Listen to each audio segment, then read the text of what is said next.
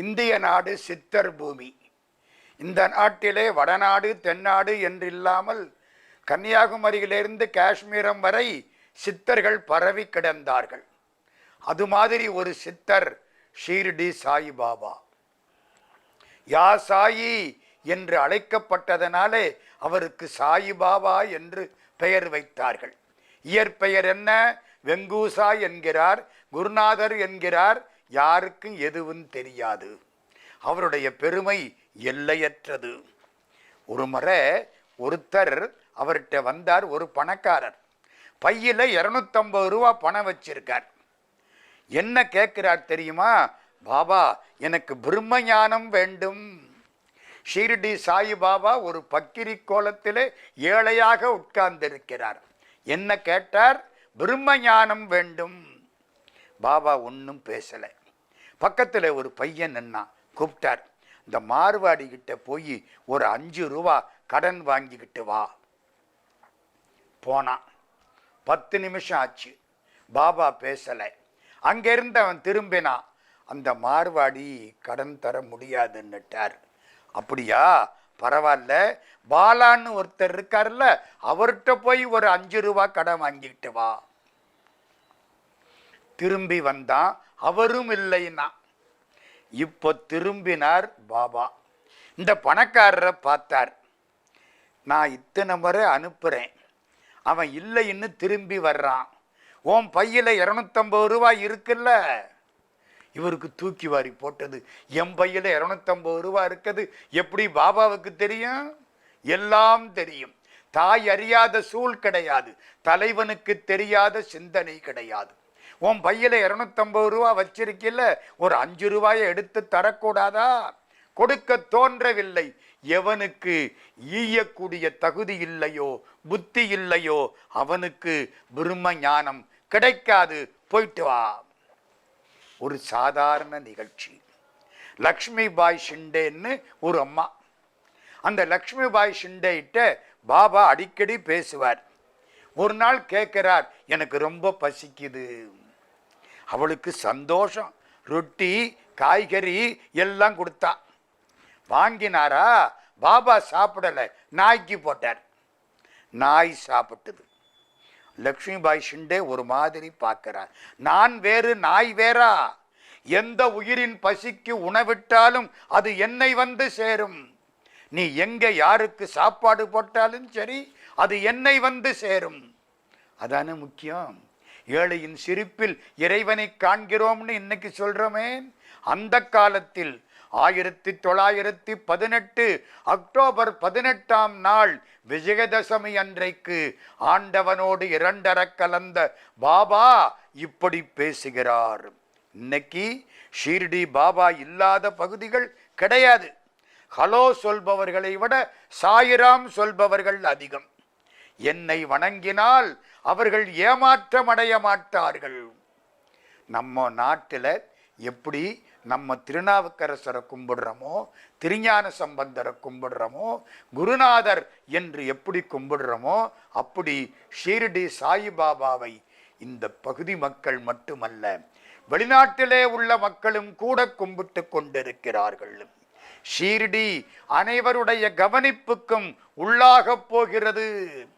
அந்த பக்கிரி அன்றைக்கு சொன்னது இன்றைக்கு நடந்து கொண்டிருக்கிறது. என் ஆத்மார்த்தமான பக்தர்களை நான் இரவும் பகலும் விழித்திருந்து பாதுகாக்கிறேன். அதனாலதான் அவர் சித்தர்னு நான் சொன்னேன். மற்றவர்கள் மீது கோபம் கொண்டால் நீங்கள் என்னை புண்படுத்துகிறீர்கள். மற்றவர்களை திட்டினால் நீங்கள் என்னை வேதனைப்படுத்துகிறீர்கள். மற்றவர்கள் வசவுகளை நீங்கள் பொறுத்து கொண்டால் என்னை மகிழ்ச்சியாய் வைத்திருக்கிறீர்கள். இதுதான் பாபா நமக்கு சொன்னது. பாபாவை கும்பிடுறதை விட அவர் சொன்னபடி வாழ்வது முக்கியம் இல்லையா? என்ன சொல்கிறார்? அடுத்தவன் மீது கோபம் கொண்டால் நீ என்னை புண்படுத்துகிறாய், கோபப்படாதே. அடுத்தவனை திட்டினால் நீ என்னை வேதனைப்படுத்துகிறாய், திட்டாதே. யாராவது உன்னை திட்டினால் அதை பொறுத்து கொண்டால் நீ என்னை மகிழ்ச்சியாய் வாழ வைக்கிறாய், அதை செய். இதுதான் பாபா நமக்கு சொல்லி கொடுத்தது. கடவுளும் பேராசையும் சேர்ந்து இருக்க மாட்டார்கள்.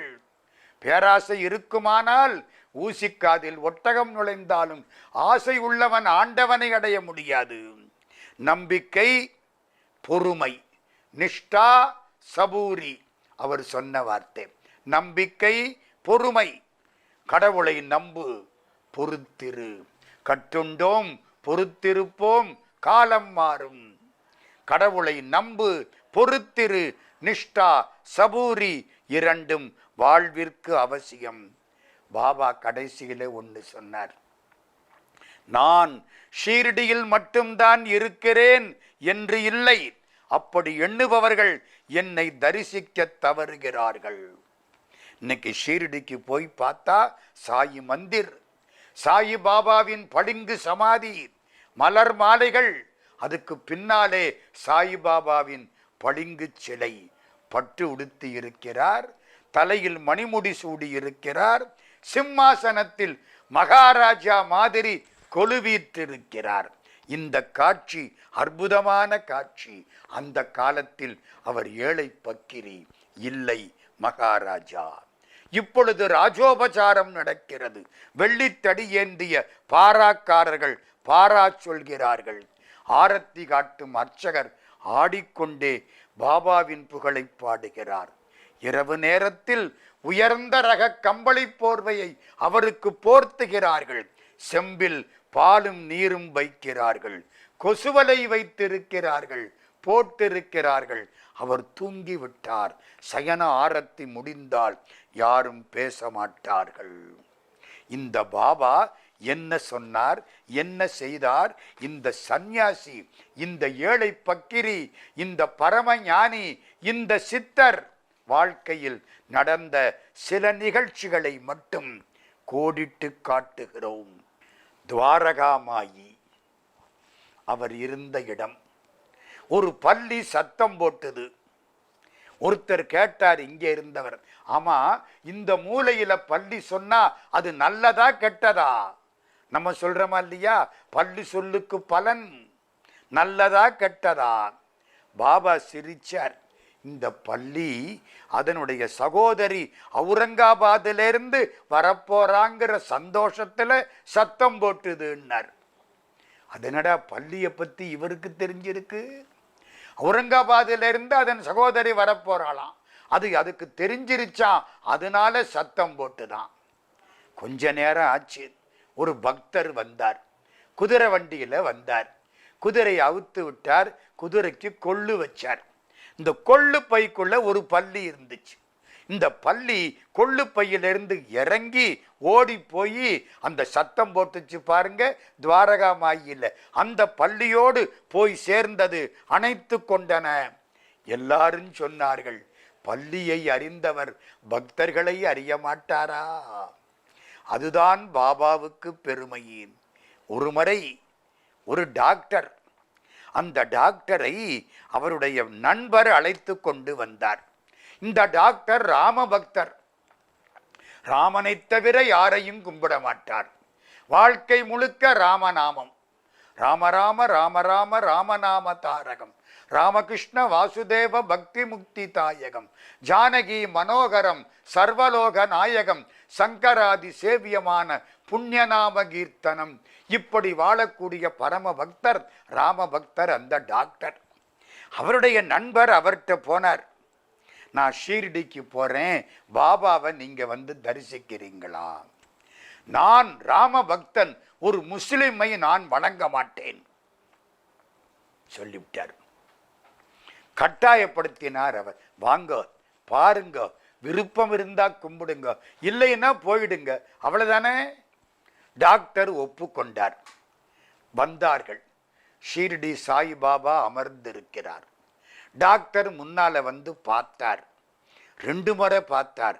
ராமன் அல்லவா உட்கார்ந்திருக்கிறான், தசரத ராமன் உட்கார்ந்திருக்கிறான், சீதாராமன் உட்கார்ந்திருக்கிறான், கோதண்டராமன் உட்கார்ந்திருக்கிறான், என்னுடைய கடவுள் ராமன் அல்லவா உட்கார்ந்திருக்கிறான். கண்ணை கசக்கிட்டு 3 முறை பார்க்கிறார், ராமன் தெரிகிறான். அதுக்கப்புறம் பார்க்கிறார், பாபா தெரிகிறார். பாபாவிடத்திலே கேட்கிறார், உங்களுடைய பிறந்த நாள் எது? பாபா சொல்கிறார், ராமநவமி. இப்பொழுதும் ராமநவமியைத்தான் பிறந்த நாளாக கொண்டாடி கொண்டிருக்கிறார்கள். ராமன் வேறு நான் வேறு அல்ல என்று காட்டக்கூடிய பரமஞானி ஷீர்டி சாயிபாபா. ஒரு முறை 1910 பாபா மறைஞ்சது 1918 ஒட்டி. 1910 ஒரு நெருப்புக்கு முன்னால விறக போட்டுக்கிட்டே இருக்கார் பாபா. அந்த நெருப்புக்கு பேரு துணின்னு பேரு. அது பெரிய பிரசாதம். இன்னைக்கு அதை தொட்டு கும்பிடுகிறார்கள். அந்த சாம்பலை உதி என்று எடுத்து சென்று பூசிக்கொள்கிறார்கள். அந்த துணியிலே விறகு கட்டையை ஒன்னொன்னா போட்டுக்கிட்டே இருந்தார் பாபா.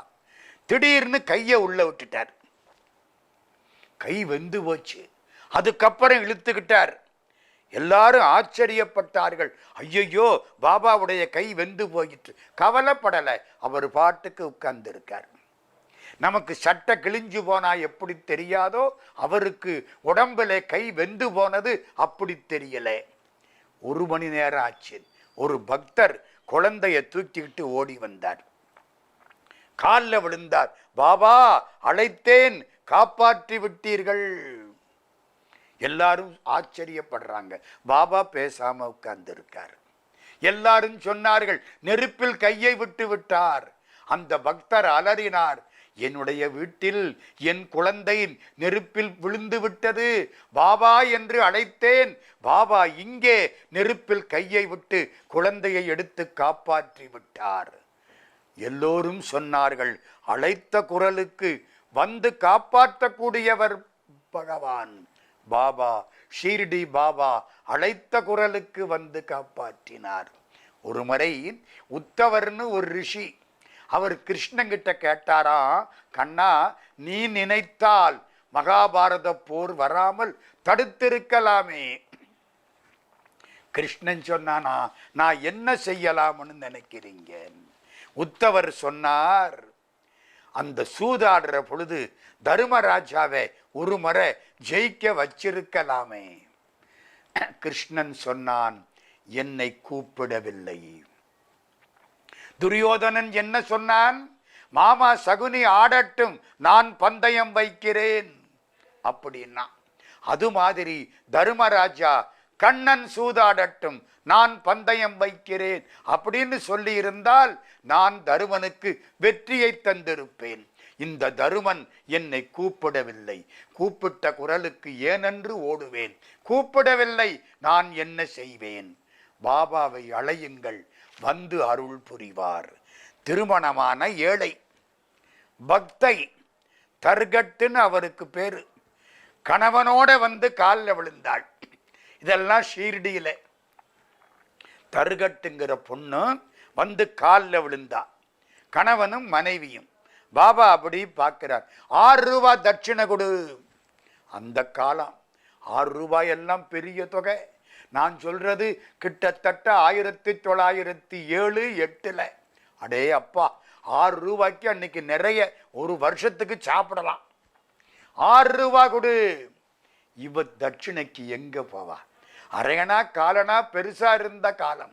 6 ரூபாய் தட்சிணை எப்படி கொடுக்கிறது? அழுதாள். பாபா சிரித்தார். கணவனுக்கு கையை காட்டினார். கணவன் சொன்னார், அம்மா, உங்ககிட்ட இருக்கிறதத்தானே கேட்டார். இருக்கிறதையா? எங்கிட்ட 6 ரூபாய் எங்கே இருக்கு? அவர் அதை கேட்கலம்மா. காம, குரோத, லோப, மோக, மத, மார்ச்சரியம்னு 6 குற்றங்களை வச்சிருக்கில்ல, அதை கொடுன்னு கேட்டார். ஓ, அதையா கேட்டார்? பொறாமை இருக்கு, ஆசை இருக்கு, கோபம் இருக்கு, இருக்கா இல்லையா? லோபம், சிக்கனம், கருமித்தனம், கஞ்சத்தனம் எல்லாம் இருக்குல்ல, அதையெல்லாம் கொடு. பாபா ஆசி கூறினார். அந்த பெண் 6ஐயும் கொடுத்து விட்டு போனாள். இவர் சித்தர் என்பதற்கு இன்னொரு செய்தி. ஒரு வழக்கறிஞர், பாப் சாஹேப் துமால் அப்படின்னு பேர். வழக்கு விஷயமாக நிபாட்டுங்கிற ஊருக்கு போறார். போற வழியிலே பாபாவை பார்க்கறதுக்கு வந்தார். பாபா காலில் விழுந்தார், கும்பிட்டார். இந்த பக்கிரி அவர் அப்படி பார்த்தார். இன்னும் கொஞ்ச நாள் ஷீர்டியில் இரு.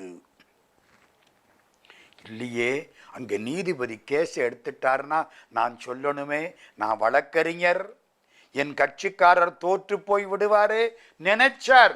சொல்லல. பாபா கட்டளை இட்டு விட்டால் மீற முடியாது. கொஞ்ச நாள் ஷீர்டியில் இரு.